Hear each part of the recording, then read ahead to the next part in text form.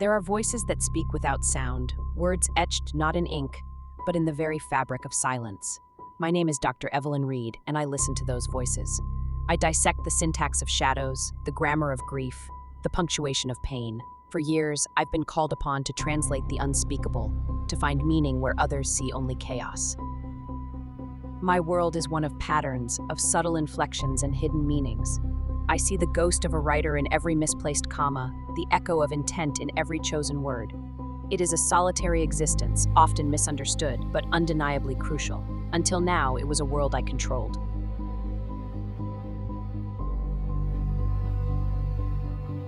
The first note arrived with the body of Senator Thomas Albright. A high-profile case, a brutal murder, and a single anonymous message left on the scene. The police dismissed it as a taunt, a meaningless scrawl from a deranged mind. But I saw something else. It was a short phrase, seemingly innocuous, yet its construction, its peculiar cadence, resonated with a chilling familiarity. The word choice, the subtle grammatical deviation, it was a signature, not of a person, but of a mind that understood the power of language, just as I did. My initial report was met with skepticism. They wanted fingerprints, DNA, a motive. I offered them a linguistic fingerprint, a psychological profile derived from sentence structure. They humored me, but their eyes held doubt. They didn't understand that words, too, can bleed. Then came the second note, at the scene of the tech mogul's disappearance. Another high-profile case, another baffling mystery. And there it was, the same subtle linguistic tick, the identical, almost imperceptible rhythm. This time, the message was slightly longer, more complex, a puzzle within a puzzle. I felt a prickle of unease. This wasn't random, this was deliberate. The killer wasn't just leaving notes, they were crafting them. They were speaking, and they knew I was listening. The game had begun, though I didn't yet know the rules or the stakes. The notes continued, each one a meticulously constructed piece of communication. They appeared at seemingly unrelated crime scenes, yet the linguistic thread connecting them grew stronger, more intricate. My colleagues still saw only a serial killer's taunts, but I saw a dialogue. A conversation intended for me. The patterns became more pronounced, the vocabulary more specific. It was as if the writer was testing me, pushing the boundaries of my understanding. They were challenging my intellect, daring me to keep up. And I, foolishly perhaps, accepted the challenge. I spent countless nights immersed in the data, cross-referencing every word, every phrase, every stylistic choice. The notes were a tapestry woven with obscure literary references, archaic idioms, and a peculiar, almost poetic rhythm. It was beautiful in its darkness, terrifying in its precision. Then a subtle shift. A word, a phrase would appear that held a double meaning, one that only I would recognize. A reference to a forgotten academic paper I'd published years ago, a quote from a niche author I admired, a turn of phrase from a lecture I'd given. It was too specific to be coincidence. The killer knew me. Not just my work, but me. They had studied my linguistic footprint, just as I was studying theirs. The realization sent a shiver down my spine. This wasn't just a case anymore, it was personal. My sleep became fractured, haunted by fragmented images and whispers I couldn't quite grasp. The lines between my professional analysis and my personal life began to blur. Every shadow seemed to hold a secret, every silence a hidden message.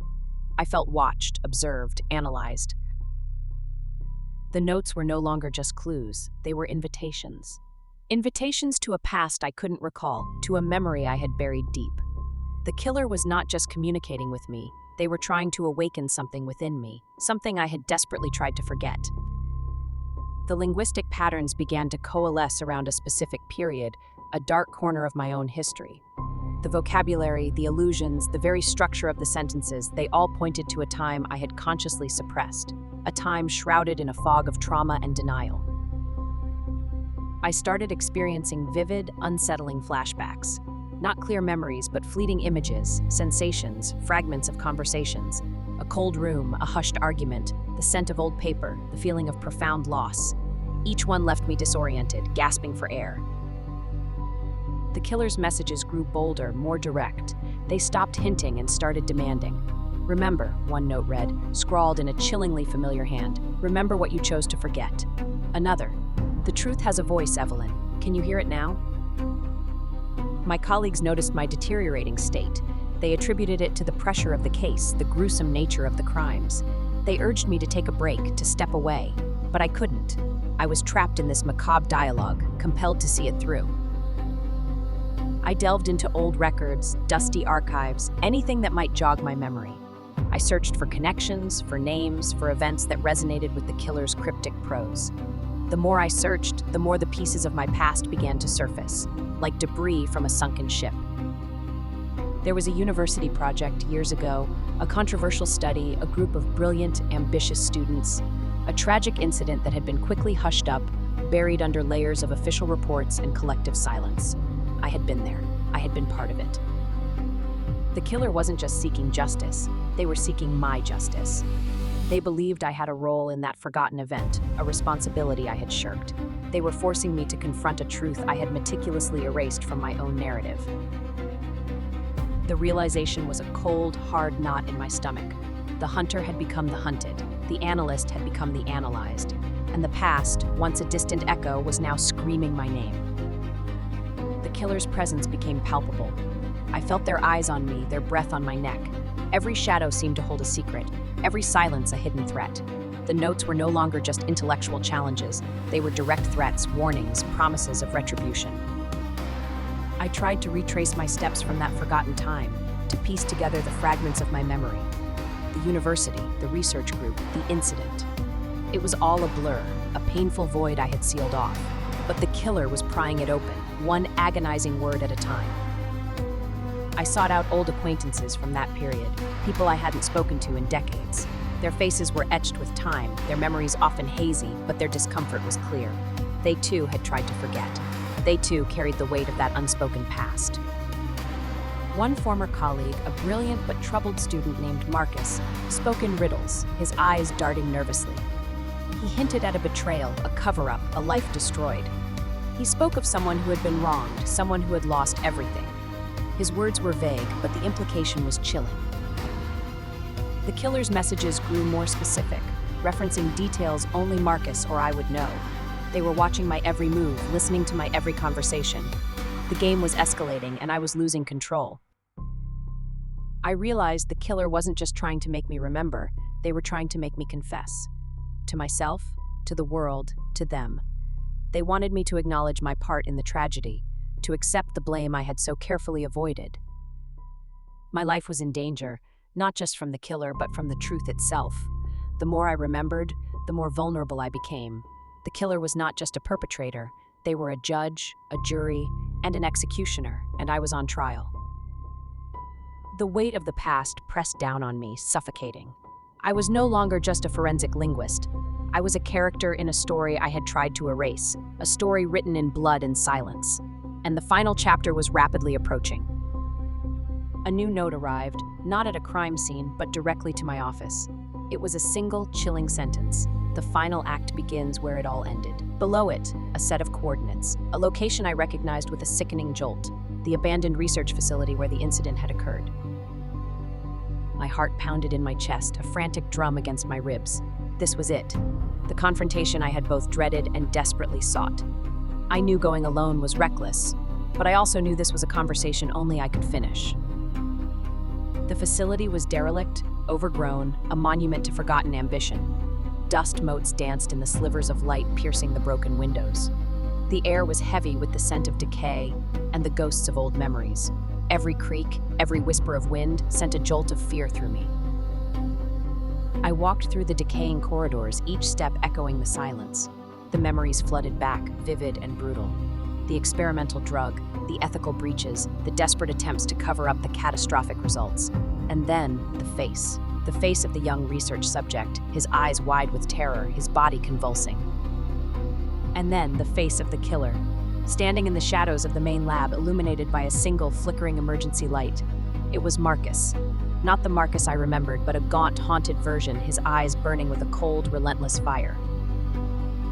You remember now, don't you, Evelyn? His voice was a low, dangerous whisper, laced with years of pain and resentment. You remember what we did, what you did.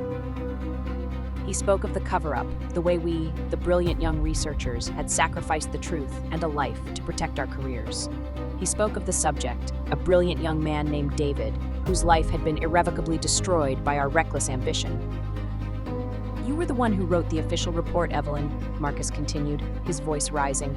You crafted the narrative, the perfect linguistic deception to absolve us all. You silenced David's truth with your words. The truth hit me like a physical blow. I had been the architect of the cover-up, the one who had used my linguistic prowess to twist the facts, to bury the evidence, to silence the victim. I had used my gift for deception, not for truth. Marcus stepped forward, his face contorted with a mixture of grief and rage. David was my brother, Evelyn, my younger brother. He trusted us. He trusted you. The revelation shattered me. David, the research subject, was Marcus's brother. The pieces clicked into place with horrifying clarity. Marcus had been watching me, studying me, waiting for the perfect moment to exact his revenge. You built your career on his silence, Marcus accused, his voice trembling with emotion. You became renowned for deciphering the truth while you buried his. I learned from you, Evelyn. I learned how to use words as weapons, as instruments of justice. He explained his meticulous plan, how he had crafted the notes, mimicking my own linguistic style, knowing I would be the one called to analyze them. He had used my own methods against me, turning my expertise into my undoing. Each victim, he said, gesturing around the desolate lab, was connected to the original cover-up, the senator who signed off on the false report, the mogul who funded the project and ensured its secrecy. They all played a part in silencing David. He wasn't just a killer. He was an avenging angel, driven by a profound sense of injustice. And I, the forensic linguist, the seeker of truth, was his final target. Not for death, but for a different kind of retribution. You will write the truth now, Evelyn, Marcus declared, his eyes burning into mine. You will write David's story. Every word, every detail, every painful truth you suppressed, and you will publish it. You will expose us all. He held up a small, worn notebook. This is David's journal, his last words, his truth. You will give it a voice, Evelyn. You will finally break the echoing silence. The choice was stark. My life, my reputation, my carefully constructed world, or the truth. The truth I had spent my life seeking, and the truth I had so ruthlessly buried. Marcus's words hung heavy in the air, a chilling ultimatum. He wasn't asking for my death. He was demanding my confession, my public penance. He wanted me to dismantle the very foundation of my career, to expose my own complicity in a decades-old tragedy. He handed me David's journal. The pages were brittle, filled with a young man's hopes, fears, and then his descent into confusion and terror as the experimental drug took hold. It was a raw, heartbreaking testament to a life stolen, a voice silenced.